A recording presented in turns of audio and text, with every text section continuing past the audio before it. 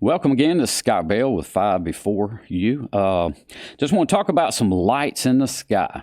I was walking up the road the other night and I looked up the hill and I saw our neighbor's house that they had just illuminated with the lights of Christmas. It was so beautiful to sit and see that house lit up on the hill, and immediately words came to my mind from the scriptures of who we are as to be a light upon the hill.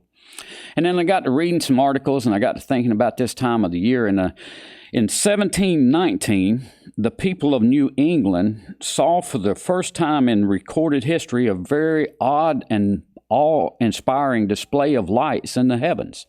They didn't know what it was. They had no clue what they were seeing, but it was bright and it was like fire dancing on the clouds, and they described it in many other ways as the article read, but it was also something that we now know as the Aurora Borealis, the northern lights. But at that time, they didn't know what it was, but it was God's way of just illuminating the skies, and He's often used those lights in the sky so many times through history and through recorded history and through biblical history of showing His presence. They could not have known what was taking place in New England at that time period, but because of it, the beautiful and frightening phenomena enlightened them to search for God. Throughout history, the skies have displayed the mysteries of God's presence. He led His people Israel through the desert with a pillar of fire by day and a pillar of a pillar of fire by day. He led them with a pillar of cloud by day and a pillar of fire by night. There we go. Got it right that time. But he chose to show His presence that way. He wanted the people to know that He was with them all the time. Fire came down from heaven and proved God's presence for Elijah in 1 Kings 18. He came to Elijah's call, sent fire down to take up an offering that he had put out before the prophets of Ahab and Jezebel that were evil prophets then, and the fire did exactly what it's supposed to. Everyone understood that God was with Elijah. Glory shone down from heaven in Luke 2 for shepherds, revealing God's birth.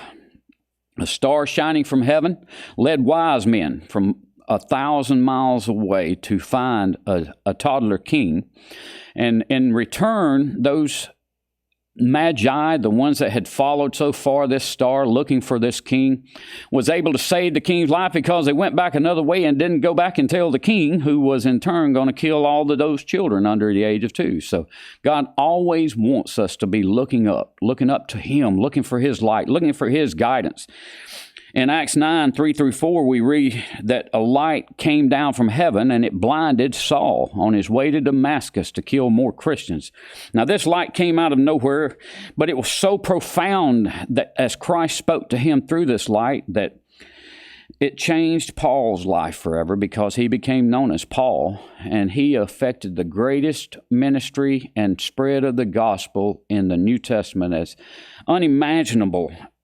And that's the way it's supposed to be. God wants us to understand that the Bible is full of the importance of God's light directing the lives of His people. In Psalms, He guides us with His light. Jesus was the true light, and this is revealed to us in John 14:46, and John 1:9. But still today there's the light of God, and it's been given to us. And as I read in Matthew 14:16, think about this. He says in Matthew 14 that ye are the light of the world. A city that is set on a hill cannot be hid. Neither do men light a candle and put it under a bushel, but on a candlestick, and it giveth light unto all that are in the house. Verse 16 says, let your light so shine before men that they may see your good works and glorify your Father which is in heaven. So today I want you to think about it. Are you being the light of the world, the light of gospel, the light of God to this world around you? Have you been shining the light of your Heavenly Father to those that are in need around you this season?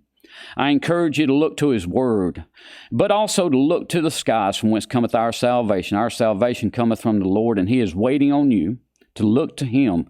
You might be in a dark place right now, but understand that the light of the world is just a prayer away. So this season, look to Him and be the light He's called you to be to this world. And it's dark out there in this world. We cut on the TV and we see so much of the wickedness that's going on in this world, so much of the darkness, so much of the brokenness, so much of the evil that is just around us. But as you take an opportunity today or tonight, I'd like for you to just go into the darkest room of your house with one match and a striker, or either just one of your Bics if you can find one. Just walk into the darkest room of your house, make sure that it's as dark as it can be, and then at that moment, just flick that Bic, and all the darkness has to flee. I want you to see that. So be that Bic to this world. Be that light to this world. Be that to those that are in darkness. The one, you may be the only one that brings light to someone this Christmas season.